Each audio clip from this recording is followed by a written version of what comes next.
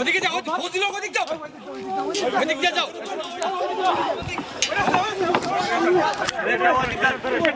যেভাবে খেয়াল রাখবেন, কেউ ধরবেন না, খালি মার করে না। এদের এখানে অনেক কিছু আছে। ওয়েট ওয়েট,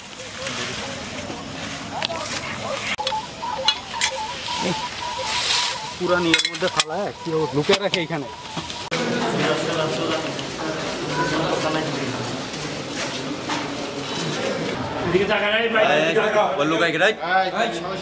সামনে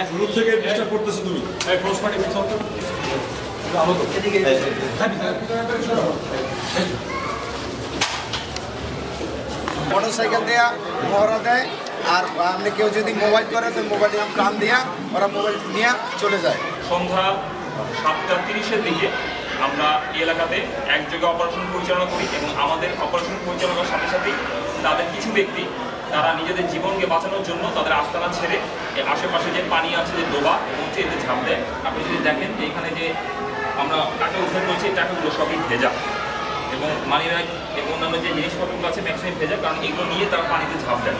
পানিতে ঝাঁপ দেওয়ার পরও তাদের একটা বিশ্বাস ছিল যে তারা এখান থেকে পালিয়ে যেতে পারবে, বা তারা আনফর্চুনেটলি যে সেনাবাহিনী অপারেশন যখন হয় তখন আমরা অপারেশন এমনভাবেই করি যাতে পালানোর পথটাকে আমাকে বন্ধ করে দিই। তো আমরা যখন তাদেরকে উদ্ধার করে নিয়ে আসি এবং তাদেরকে সবাই যখন আস্তানায় অভিযান পরিচালনা করি তখন অনেকটা আমাদেরই চোখটা কপাল উঠে যাওয়ার মতো অবস্থা হয়, কারণ আমরা আশা করছিলাম যে এখানে আমরা দেশীয় অস্ত্র এবং অন্যান্য অস্ত্র পাবো।